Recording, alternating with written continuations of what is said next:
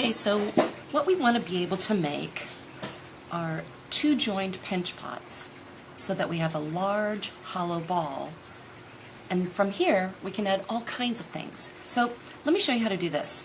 I've shown you how to do a pinch pot. So now I've practiced and I've made two pinch pots of equal size, or approximately equal. It doesn't have to be perfect.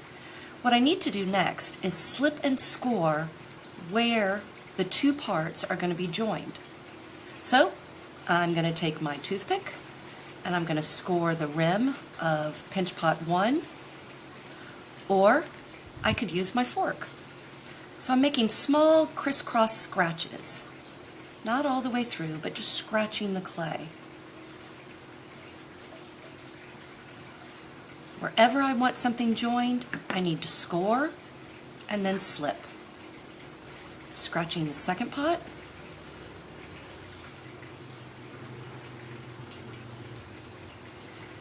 And now I'm going to dribble on some of my slip.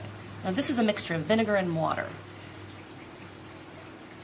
I'm just going to dab it on. I'm not smoothing it, I'm just dabbing it on so it's meeting in all the cracks there, all the little slip marks. Now, whoop, my hands are slippery. Now I'm going to take these two pots and I'm going to line them up and then compress them. I'm pressing them together where they meet. Move this guy out of the way. When I know I've pressed it securely, then I'm going to smooth the joint because I don't want to see the line here. So I've got it nice and pressed. I'm just going to smooth the joint. Sometimes it's nice to take the back of a spoon, or back of this fork has a nice smooth edge, and I can smooth the rim back and forth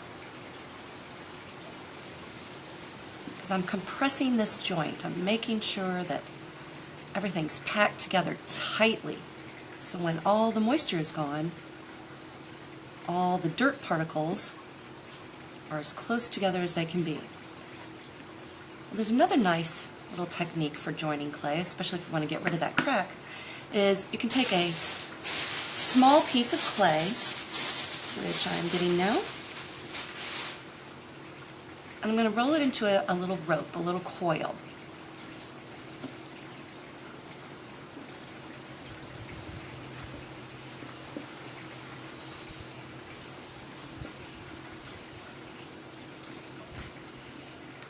I'm going to get a nice thin rope.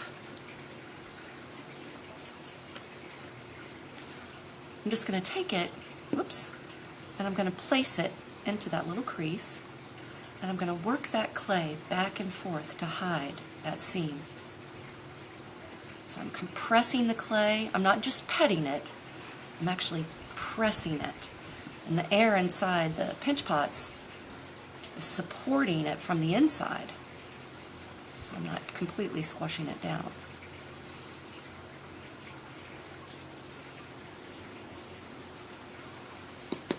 And I can pat it into shape. I can make it longer and thinner if I want. And now I have a beginning of all kinds of sculptures. What could I add to this?